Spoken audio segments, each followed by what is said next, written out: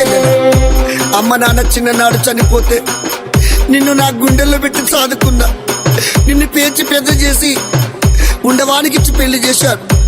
నువ్వు అత్తగారింటికి పోయినాక మా అన్న పేదవాడు, మా అన్న నాకేమి ఇవ్వడని వచ్చే పండుగ పబ్బాలకు నాకు రాకుండా, నా ఇంటికి రాకుండా ఉంటావా చెల్లెలా? ఏ పండుగ వచ్చినా నా ఇంటికి వస్తే నా ఇంట్లో కలిగిన కాడికి సీరసారలు పెట్టి నీ కాళ్ళు మొక్కి పంపిస్తమ్మా. నీ ఆడబిడ్డ దీవనే నాకు మోక్షము తల్లి. అన్నా, పేదవాడవని ఎందుకు బాధపడుతున్నావన్నా? అన్నా, అత్తగారింటి పంపిస్తున్నాను చెల్లెలు అంటున్నా.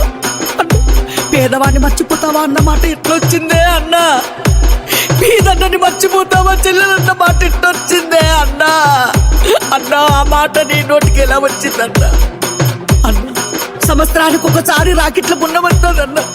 నా తోడబుట్టిన అన్న ఉన్నాడని నీ రాకెడు పట్టుకొని నీ ఇంటికి వస్తేనే అన్నా, అన్న నీ ఇంటికి వచ్చి నీ బంగారు చేతికి రాకెడు కడతానే అన్నా. అన్నా, రాకెడు కట్టినాక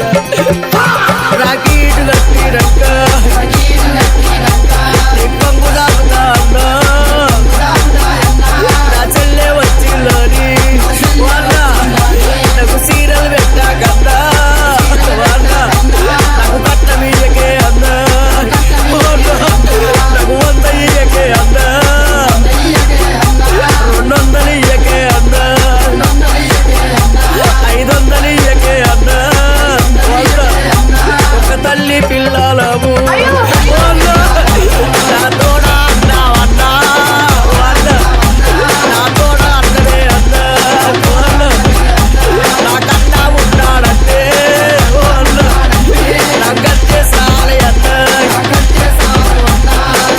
అన్నా, బ్రేకింగ్ న్యూస్. రక్షాబంధన్ నాడు అక్కలు 10 రూపాయల కన్నా ఎక్కువ పైసలు తీసుకుంటే 5 సంవత్సరాల జైలు శిక్ష, 10,000 రూపాయల జరిమానా. అన్నా, అన్నా, నువ్వు కట్నాలు కాணிకలు ఇవ్వకున్నా, నాకు పెట్టిపోయకున్నా నాకు సరే అన్నా.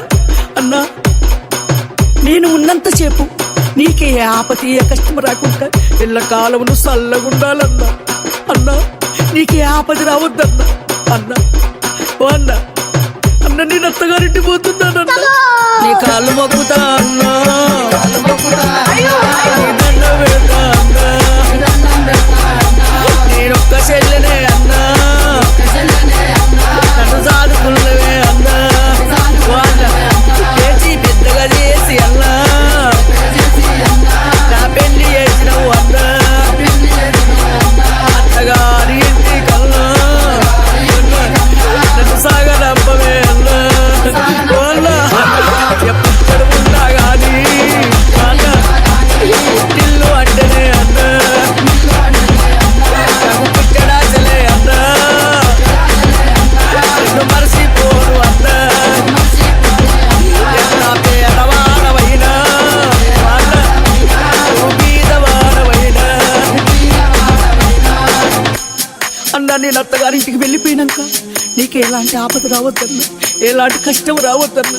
అన్నో, నీకేమన్నా కష్టం వచ్చిందనుకో నా ప్రాణం అలా ఆడిపోతుందన్నా. నా అన్నకి ఏ ఆపద ఏ కష్టం రావద్దని ఆ దేవతలకే నేను పూజలు చేస్తానన్నా. అన్నా, అన్నా, ఈ నేను వెళ్ళిపోయినాక తల్లిదండ్రి లేరా, దిక్కు దీవు ఎవరు లేరా, నీకు దీన చెప్పేవారు ఎవరు లేరా? ఈ కమ్మల గుడిచెలో నువ్వు ఒక్కడవే ఎలా జీవించుతావన్నా?